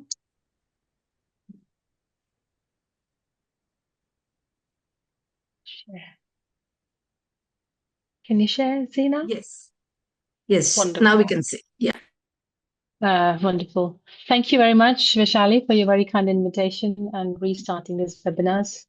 I'm sure they're very impactful. And I'll try to do justice to the topic, but it's going to be a relatively short talk. I'm just trying to see if I can reduce all these images on the right side. Anyway, we'll see how that goes. So thank you, everyone, and good evening. It's still good afternoon here, but good evening. And I'll be talking about the nerve anatomy of the breast and how does it impact the patients and the surgeons. So what do you really need to know is anatomy. What's the impact of the scar placements on the surgical procedures that we carry out? And what's the importance of nipple sensations and whether we can preserve it? If we can't preserve it, can we restore it? And what are the potential complications that patients faces because of the nerve damage? So starting with the anatomy, it's very simple. Second to sixth intercostal nerves on both sides. The branches coming from the anterior aspect or the medial aspect on the lateral border of the sternum. They are the second to sixth intercostal nerve, anterior branches, and they tend to travel often more in the subcutaneous space. And then you have branches from the lateral aspect, which is the lateral intercostal nerves or lateral branches, and they tend to travel along the deeper aspect of the breast and then penetrate the parenchyma to then become more subcutaneous. And then there's a contribution to the nerve supply on the superior aspect of the breast from the supraclavicular nerves. And we know that these supraclavicular nerves are important after the mastectomy because they tend to compensate for the sensations that are lost, although there's a regeneration all around after any surgical procedure. Although the whole breast nerve supply is common, the main focus is on the nipple areolar complex because that has more value. And the main supply is to second to fifth intercostal anterior branches from the medial aspect on the nipple areola. And on the lateral aspect is predominantly either the fourth or the fifth, or there's the fourth one, which is the dominant supply in majority of the cases. It's important to note that often the supply from the medial and the lateral aspects, they don't cross over much, although they tend to form a rich plexus where they meet. And similarly, there's no crossover of nerve supply between the two breasts. So if you block one, the other side is not affected, or you don't need to block both sides to get the full analgesia if you're doing surgery under local anesthetic. And the branches tend to meet and form a rich subdermal plexus in the nipple areolar complex, and that's what supplies the sensations. The nipple erection is by the sympathetic nerves, which also from the same nerves to the smooth muscle in the nipple. So this is a sort of I'm sorry, my pictures, my slides are, anyway. So the fourth intercostal nerve is the dominant supply to the nipple, although it could be fifth in some places, and it can be divided into anterior and posterior branches. As I said before, in this picture here, the branch tends to travel on the chest wall posteriorly, just along the pectoral fascia, deep to the parenchyma.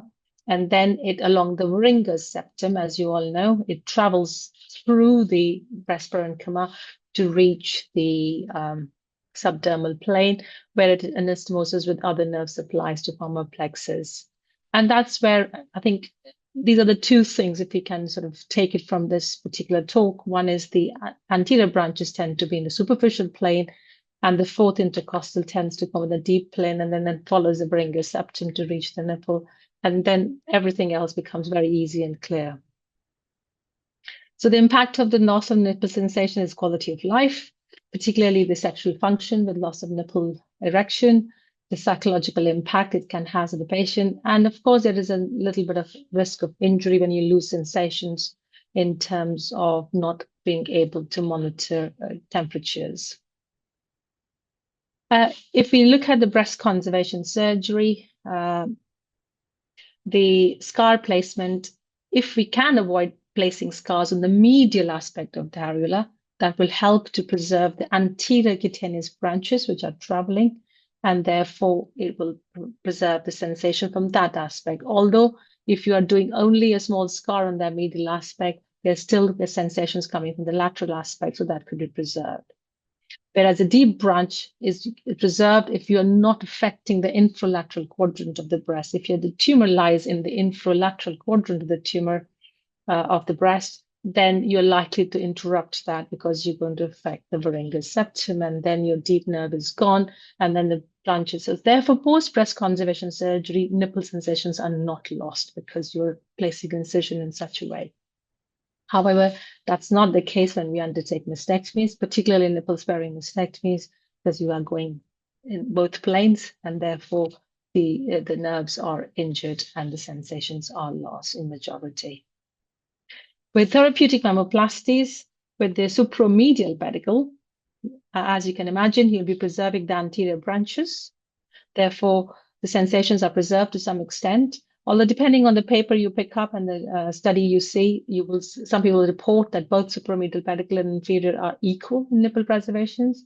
But in real practice, supromedial pedicle is, I would say, slightly inferior in preserving nipple sensations because the dominant branches are your deep one, which are coming from the fourth intercostal lateral aspect, which is generally preserved or can be preserved quite significantly in an inferior pedicle. So therefore, the nipple sensations, I think, are superior in inferior pedicle, although that could be debated. And then what's the value of these nerves in the chest wall perforated flaps that we undertake for partial breast reconstruction? So these flaps are based on the lateral intercostal perforators or this lateral thoracic artery perforators. But the intercostal nerves do not really add value, but they do have a degree of nuisance value because they can be cause of pain due to neuropraxia, traction, entrapment, or neuromer formation. And often you will see more than one nerve traveling into the flap when you're doing the dissection and picking the flap up from the chest wall. If there are vessels which you're not preserving and there are nerves accompanying them, then I would say take a segment of the nerve out, because if you take the nerves with the flap, they often cause a significant degree of pain and discomfort postoperatively, and the incidence is anywhere between 5 to 10%. So I think it's worth making that note during surgery. But obviously you have to be careful in terms of the vascular pedicle that you're preserving, whether it's safer to resect the nerve accompanying, although majority of the light cap perforators, the nerves are a little bit away from the actual vascular pedicle. Okay, and what about the cosmetic surgery? Again, general consensus is that in breast augmentation, about 5 to 10% patients will lose nipple sensation. Again, it is because you potentially interrupt the deep nerve when you are making the plane, particularly if the plane is made in the subglandular augmentation. I suppose that is less, the risk is less if you're doing sub or dual plane or subpectoral augmentation.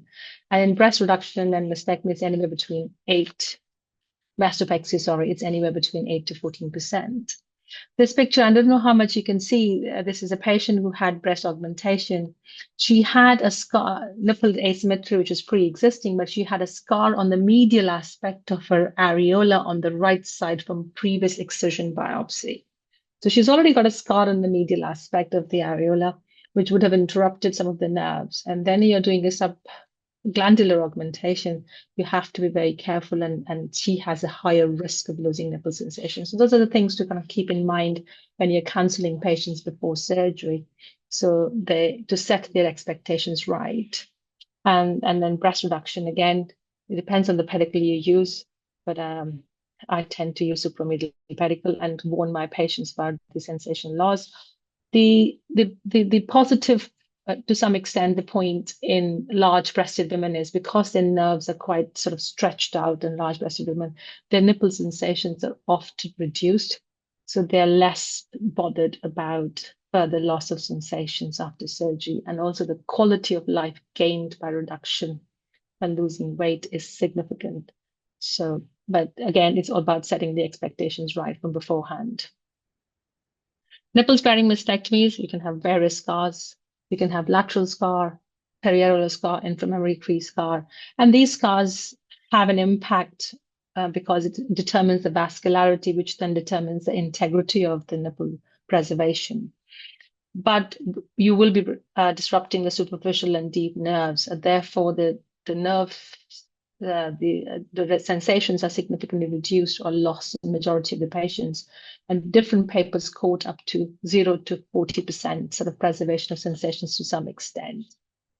So there has been neurotization or nerve repair undertaken by a group of surgeons from the United States who have looked at repairing the fourth or the fifth intercostal nerve by using either the allograft, which are easily available, or autograft, taking another cutaneous nerve.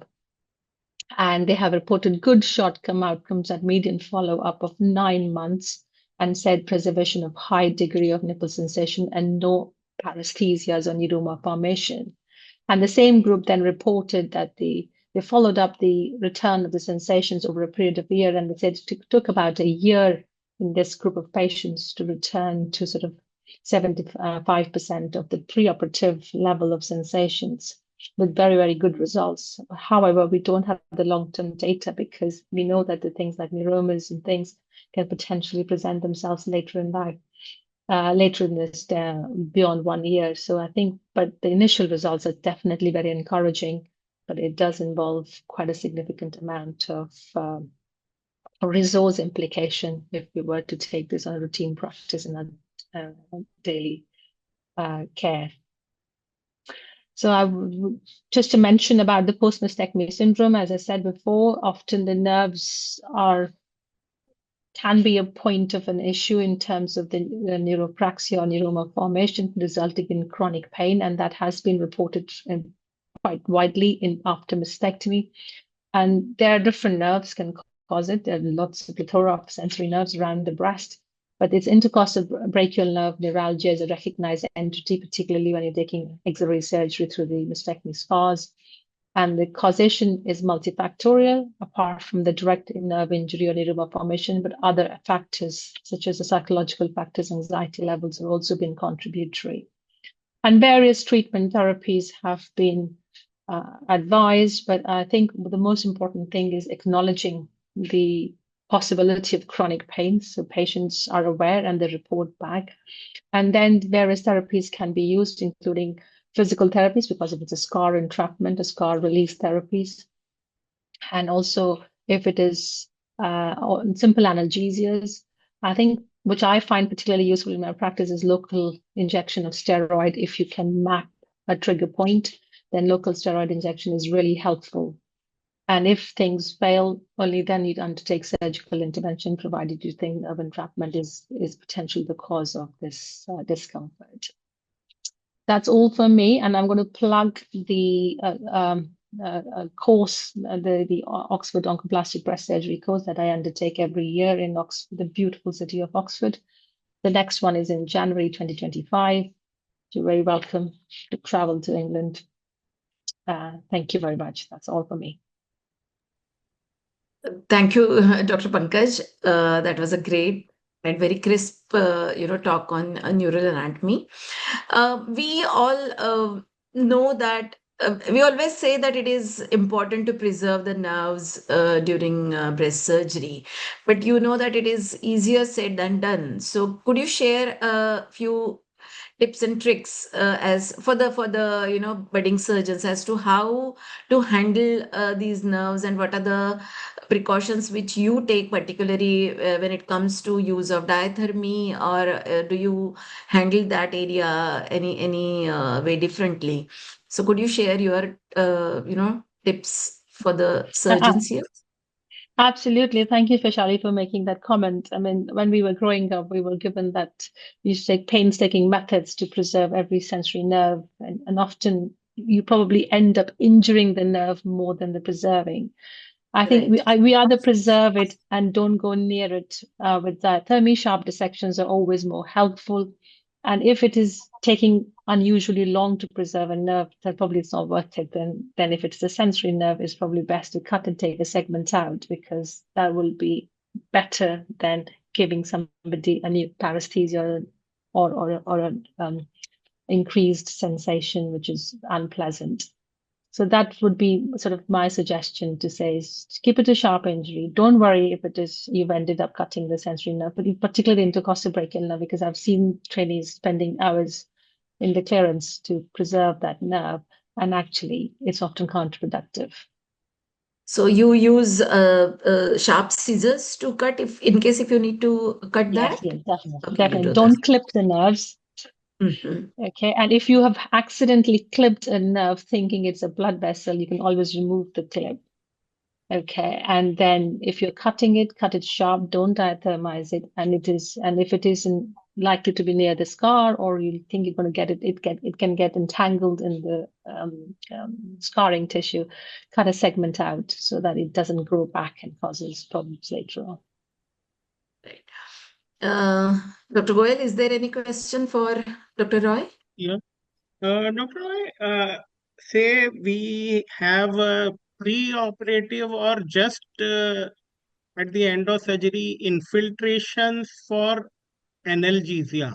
So do you think such infiltrations would help in preventing long-term neurological symptoms? I don't think I have the answer to that question, Nana. So,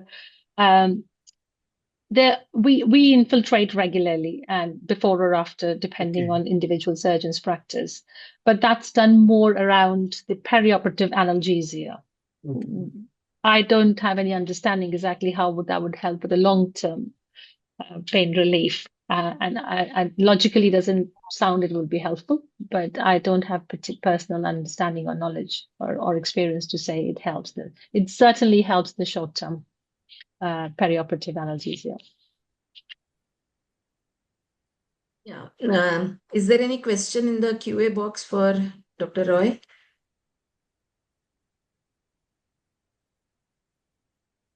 So if the Somebody has intercostal nerve has to be exercised, yeah. The question was So I'll about read that the out year, for you. so that is 26. Yeah. Yeah, 25 is sadly gone. Right. And there is a question, intercostal brachial Manage. nerve has to If be it has to be excised when and where? excised, You're when not and where? excising the entire nerve. You're just it's not excising on a small portion or segment of the nerve or cutting it clean with the scissors. That's what you're doing. Because it often extends, sometimes it's quite difficult to take the lymph nodes around it, and you end up causing traction or injuring the nerve. If it is easy, obviously leave it behind. But if it's posing difficulties, just cut it and and inform your patients they'll have a numb patch on the inner aspect of the arm, which often tends to get a bit time with compensatory nerve growths from other cutaneous nerves. And management of, I think, post-op neuralgia, you have already discussed in your talk. So there are a few questions for Dr. Ashutosh. Dr. Ashutosh, before we begin with the Q&A, I had one question in my mind. We know that although it is very rare to find, isolated contralateral axillary involvement, but it can occasionally be seen. So if the internal mammary and ipsilateral axillary nodes are not involved, and if it is a contralateral axillary involvement, how would you stage that, and how would you manage it? So basically, anything contralateral is metastatic. So, Okay. but another thing is that you need to label its, you need to go for IHC marking. What's the IHC marking of the tumor and what's the IHC marking of the contralateral lymph nodes? If both are different, then you might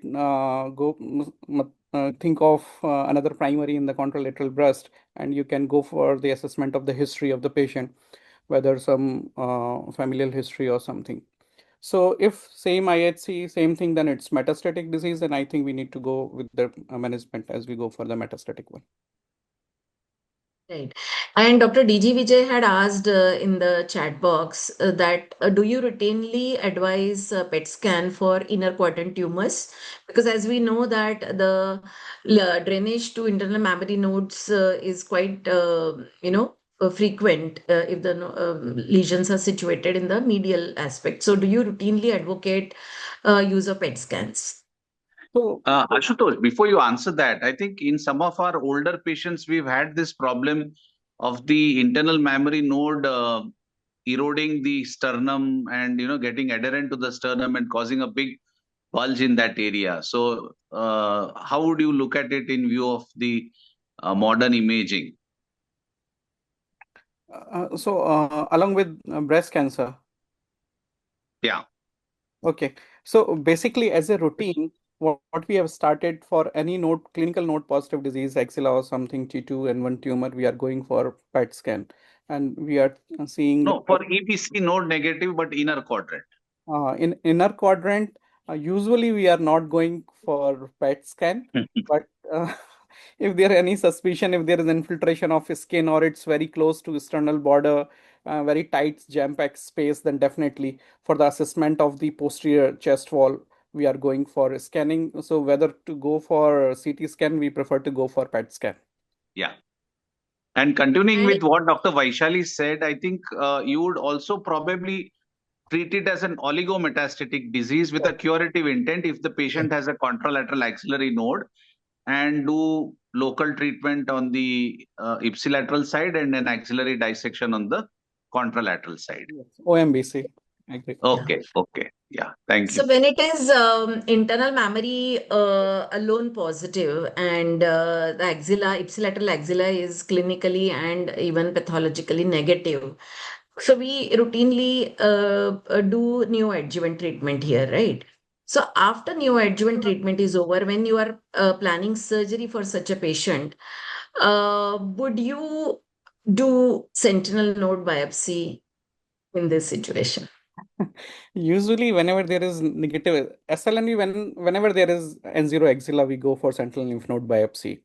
Whether it turn out to be N0 or still exist as a N1. So it's standard N1 axilla, NSCT. We are going for sentinel lymph node biopsy, and we are also practicing. If it's turned out to be N0, then we are not going for ALND currently. So even in internal memory, whether it was prior to neoadjuvant chemotherapy, it was visible, and if it's again visible at the time of post NSCT surgery, then again we are going for sentinel lymph node biopsy. But to address these lymph nodes, it's very challenging because these are in you need to go for some time intrathoracic, and there is no obvious literature that we can get some substantial after removing these lymph nodes. Right. So you And tend by to RT, you are address going to cover these lymph RT. nodes. Right, right.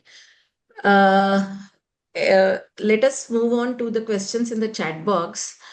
What is seroma and actual cause of it? Can it be prevented? Can it be due to the misplacement of the drain in the post-op period?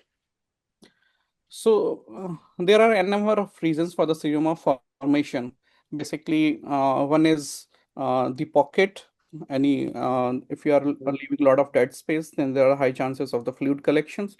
If you are doing too much of dissections, then there is a chances of lipolysis and all these things. You can collect seroma. If there is open lymphatic, then there is a collection of seroma. Sometimes there is a venules, and after degradation of hemoglobin and something, there is a discolor change, collection of fluid, something. So there might be a number of lesions. So by doing good compression dressing, good dissections, there are some literature, whether with the help of harmonic or ligashow, if you are doing good dissections, there might be some decrease in the chances, but it's not, there are a lot of controversies in this as well.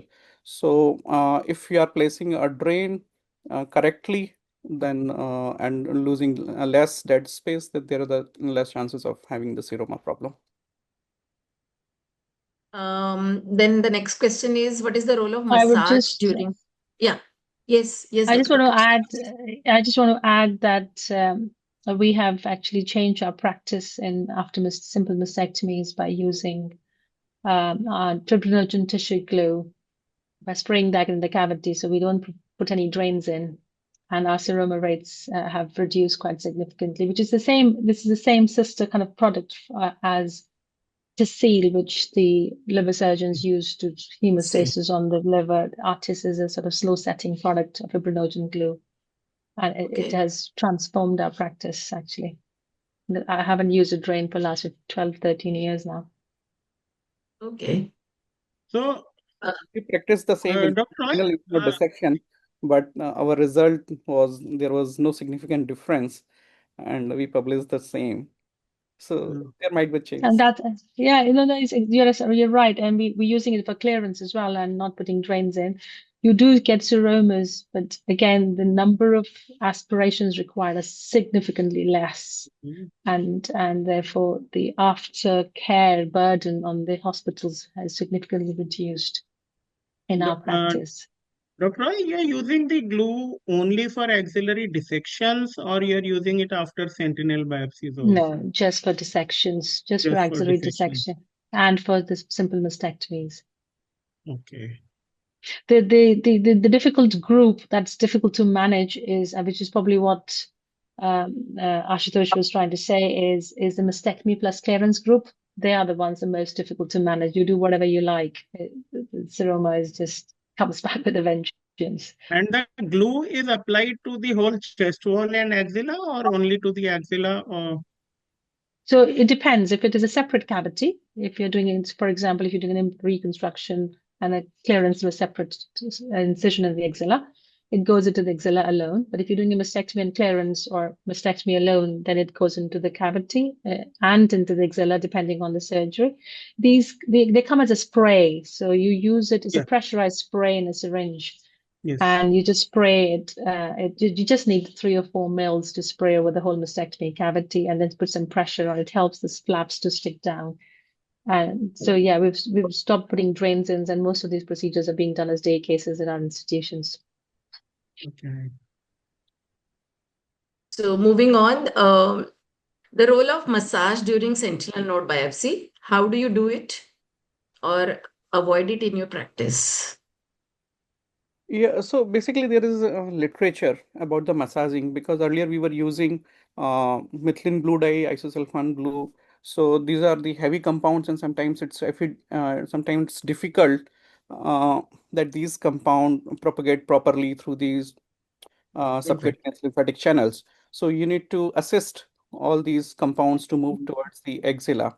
But there are also controversies like by massaging, you increase the number of sentinel lymph nodes. So after a certain period of time, you will see by yourself that that particular amount of dye and that particular duration of massage is sufficient for my patient. And particularly for ICG, if we are using ICG, usually we do not do any sort of massaging, but there are different system like currently in India, Airlick and Striker system. So we use different sort of concentration of dye. Like I usually use 2.5% for a Striker and 5% for Airlick system. And sometimes we need to do gentle massage of this so that that can propagate towards the axilla.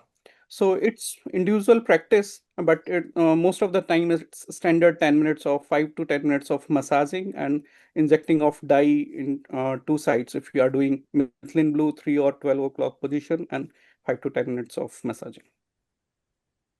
Thank you, Dr. Ashutosh. Dr. Roy, do you use fluorescence guided sentinel node biopsy these days, or your practice is anything different? No, we were very much dual tracer with technetium 99 and blue dye.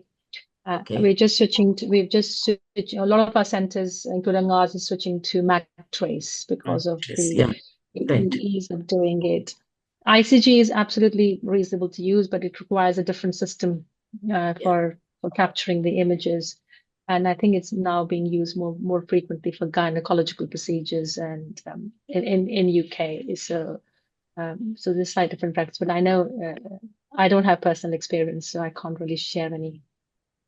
So so for blue dye, the vital blue dye, do you do massage as well? So I think the massage is a very sort of individual phenomenon, shall I say. I mean, I literally do 30 seconds of massage and the dye travels. It also depends how early are you injecting the patient.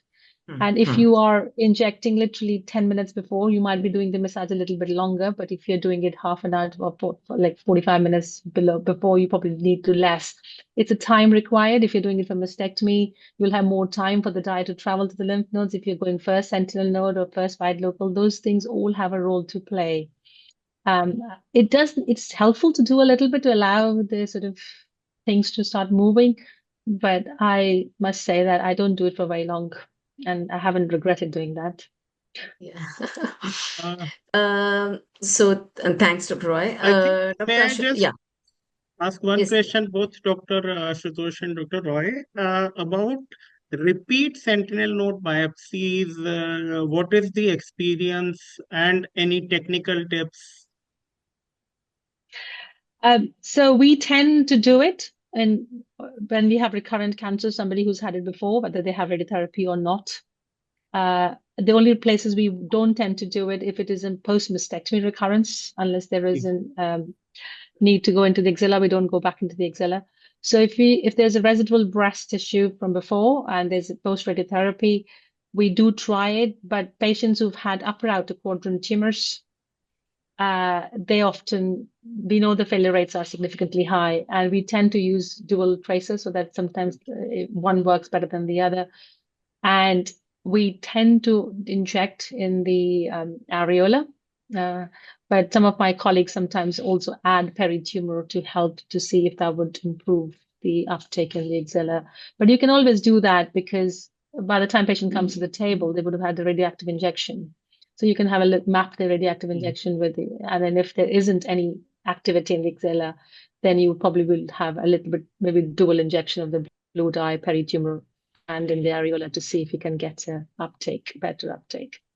And do you do a body scan for re-sentinel node biopsies to see for aberrant drainage? No.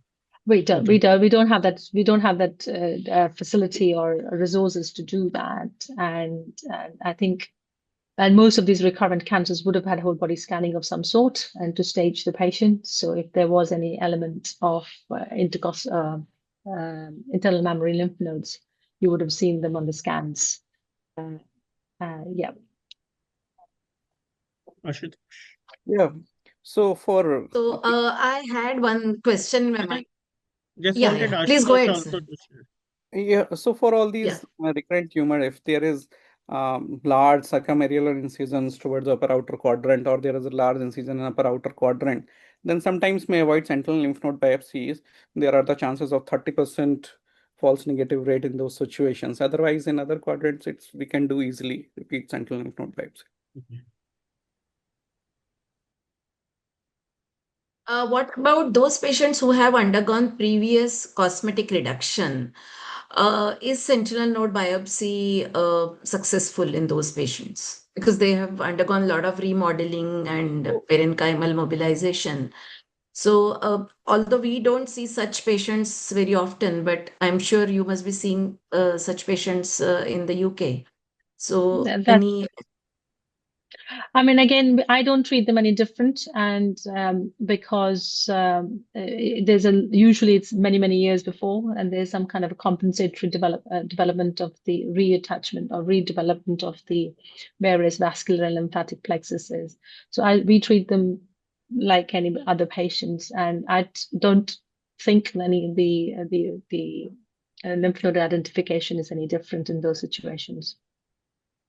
So Okay. basically for sentinel lymph node biopsy, what I understand, you can do SLNB in any patient. It's all about the false positive rate. Even in implant patient, sometimes there is a recurrence. In those patients, when there is the only skin flap is available, you can do sentinel lymph node biopsy. We need to need some adjunct procedures like imaging of the axilla, FNSA or something. So by combination of different things, we can go for SLNB in most of the cases. Correct. So questions, massage is done. Is there any particular o'clock position and ML for ICG? I think you have mentioned that in your talk, but would you want to just quickly? What we have is standardized. We are usually giving ICG at 2 location, upper outer quadrants. It's 12 o'clock and 3 or 9 o'clock, whatsoever is left or right breast. And what we are giving, we already published a paper about the technique. We are giving ICG intradermally 0.05 cc at 2 positions. You can also give subcutaneously by increasing the dose 0.5 cc or something, because in dual dye, we usually prefer to give methylene blue in subcutaneously plane and ICG in intradermal plane. So there is no hampering of the lymphatic channels. Right. For how long do you allow or not allow needle pricks and BP on the operated side after MRM? Does that really prevent Yeah, lymphedema? So currently it depends. Basically, it's individual practice. If you are doing a conservative sort of axillary lymph node dissection, you are not removing the lymphatics. Those are coming from the hand. You have removed only the intraneural tissues. Then in those cases, definitely you can allow your patients to go for BP measuring or sometimes. But there are the standard blanket sort of thing in India that you need to go for any prickings to avoid the infections and any compressions to increase the chance of lymphedema.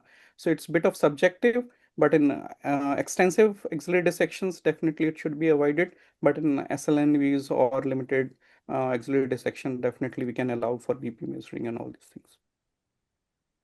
Roy, do you advise such precautions after axillary clearance? Yes, so the general standard line is no invasive procedures on that side. I do not personally ask them to avoid blood pressure management or blood pressure monitoring or exercise or picking up loads, carrying heavy bags on the shoulders. It's predominantly the invasive injuries because of the risk of infection. But having said that, we all know there are patients where the very arm, which is you have cleared, has got the good veins and the other arm doesn't. And if you are in a clean environment in theatre, for example, and so the anesthetist is struggling, I'd rather use that arm is used than the foot. So you have to make that calculated decision based on the risk assessment. But overall, yes, no to invasive procedures, but otherwise, rest is as quality of life permits. Absolutely. Thank you. So the next question is, are you following Z11 in your practice? And are you going for RNI in Indian setting? So, Dr. Ashutosh. yeah. So not routinely, but if I have done central lymph node and they are turned out to be frozen negative and later in HPR they are positive, then definitely we are not going to address axilla again. We are going for radiotherapy. But so these are the scenarios we are offering radiotherapy to the axilla when there are the nodes turned out to be positive in HPR. Otherwise, not as straightforward. Okay. Then the question is for Dr. Roy. Does donut incision affect nipple areola sensation? Yes, it does on the medial aspects to some extent, but it all depends how deep is your incision and which quadrant if you're doing a breast conserving surgery, because if you take away the deep branch, then that will affect the nipple. But if it's only a donut incision with preservation of your lateral cutaneous branch, then I think you'll get away without significant loss. Right. Dr. Geeta has answered actually. I have been sparing the intercostbrachial nerve for long with good results. If too much traction, I would snip it. Okay. What is the current practice among breast surgeons in this group regarding FDG PET in early breast cancer? Is it feasible? If so, why not? It is feasible, but is it required? That's a question, isn't it? Is it required? Right. I think, like anything, you have to limit your resources so that use of resources to the right indications. And most patients come in, they're obviously very worried. And if you offer them easily, then obviously they would want it. But then it ends up opening another box of Absolutely, problems, especially and in India. Yes. It's everywhere. I mean, somebody's lived in that body for 50 years. There's bound to be things happening in the body which are not necessarily pathological or need any intervention. And I think that's the downside we all have to say is you may not get the answers for the next year or so, or 18 months sometimes, because you have to follow those lung nodules. You have to try to figure out what's going on. So I think you have to be very careful of over investigating your patients. Absolutely. Thank you. Dr. Pankaj, you mentioned using intralesional steroids. Could you please reiterate? It wasn't intralesional steroids. So if a patient complains of if a patient complains of pain after, which is, you can actually map the pain points or trigger points along the scar. in the clinic by just pressing. And if you find that there is a very focal area which is very, very sore, then it is likely there's a nerve entrapment or neuroma. Then you can do a steroid injection in that area to help with discomfort. And often the way to check before doing is if you put local anesthetic in and the pain disappears, then you know that this is that neuroma point is reachable by your needle. And it does work. And if your pain goes away with the local anesthetic, then you can do a steroid to help melt away the scarring, which is entrapping the nerve. So just one injection does, or do you need to do a repeat? So I would offer up to 2 at a gap of 6 to 8 weeks. Usually it boils down to 10 to 12 weeks for the right patient returns. But if there is benefit, but not enough, then I would repeat again, but not more than 2 in the same area. All right. Thank you. Sir, what subset of patients can be planned for ARM? So basically, actually reverse mapping, first you should have the facility of doing ARM. Secondly, when there is a highly burdened axilla where you want to preserve the arm lymphatics and you want to see the lymph nodes, those are draining to the arm. So these are the cases in a subset of the patient where there is small lymph nodes and few lymph nodes in the level 1 close to the chest wall. There, I think you need not to waste the resources, otherwise heavily burdened, where you want to preserve the specifically those lymphatics to decrease the chances of having lymphedema, you can go for axillary reverse mapping. With the help of, if you are doing with methylene blue alone, then still you can do with methylene blue. If you have the ICG facilities, then with the combination of both, you can do it. Yeah, correct. So the next question is, can RCAP be better option than LTAP or LICAP for good prognosis of flap? So basically, Say it's that again. dual practice. Yeah. Mm-hmm. I think both of you can one by one. So Dr. Ashutosh, No, I should the gap. I didn't follow the question. Sorry. So for lateral tumors, probably what I understand is for lateral tumors, whether the RCAP flap will be better in terms of its robustness compared to LTAP or LICAP. I hope this is the question. Yeah, I think I can just maybe explain it or clarify. RCAP here is referring to the axillary artery cutaneous perforator, which Dr. Geeta has Dr. Geeta had, described. So correct. So basically, it's an individual practice. Sometimes you can address almost 3/4 of the breast quadrant by LICAP alone. So it's how you handles the different perforator and it's individual choice. So I think there is nothing like which is better or something. So my point is this. I think yes, the experience, the expertise, the skills. This is what probably matters here. Dr. Roy, this is for you. Can you exactly give the name of that glue which you use for?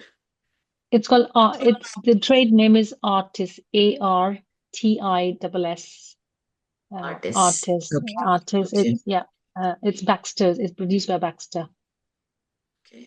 So we'll just check whether it is available. It's available. It is available. Okay. How many ml of methylene blue and concentration for So sentinel? in blue, and it's 1%, 1 ml. So maximum 2 ml 2 sites or 2 ml at single site you can give with some sort of massaging. Right. Where do you inject ICG or methylene blue for patients who have undergone upper outer quadrant tumor excision? You already mentioned that. Your experience with targeted axillary dissection. I believe a lot of it, since we are nearing the end of 2 hours, and lot of it we would be having the sessions on Again, correct. axillary disease management in future also, where these will be addressed specifically in the talks, and also it is probably we should I think yes, we've already going to overshoot the time if we continue to take all these questions, and I'm sure all these questions will be addressed when we come to the session on axillary management. So I hope. For this third question, as you have asked the questions, we have done a study where Yes. we are clipping the sentinel lymph nodes by the clip what we are using for the breast lesion. And after NSCT, we are targeting these lymph nodes by the wire, the simplest way that's available. So it's feasible and doable. But being at AIMS and it's heavily burdened, so it's not feasible for us to do in all the patients. Otherwise, it's feasible and doable. Yes. So I think many centers in India are now validating their results of targeted axillary dissection. So thank you so much, Dr. Ashutosh and Dr. Pankaj, for those wonderful talks and for being patient with us and answering those questions. So I will now hand over to Dr. Rajiv Agarwal for the vote of thanks. So good evening. Thank you, Vaishali. Just 1 minute. I think before Vaishali, on behalf of ABSI and that our secretary, Dr. Rohit Kumar, is also here and Ashutosh, a senior member. I invite you all to APSICon in August 1st, 2nd, 3rd. And at the peak of the session, there were nearly 110 people participating on this. So I think it was a great event. And congratulations. Yes, sir, Thank Dr. you. Raju. So Thank you, Dr. Vijay. Yes, I will be there in the APSICon meeting at Calcutta. Thank you, sir. Thank you. So since we changed the subject this time, we were a little apprehensive how will be the response and how the people will take it, because talking of anatomy is not a very common subject. But we are very happy that the attendance was very good. The speakers have done a very good job. In fact, even we have learned a lot by today's presentations. I'll not take too much of time. I'd like to thank our speakers, Dr. Pankaj Gupta Rai from United Kingdom, Dr. Gavit Chitkara, and of course, Dr. Asutosh Mishra. Delegates, as Dr. Vijay said, there was a time when there was almost 110 delegates, apart from the faculty and the organizers. Without them, I think the meeting cannot be successful. So it is very good. The organizers of the management organizers, that is Mighty Duo, definitely deserves a flawless sort of time.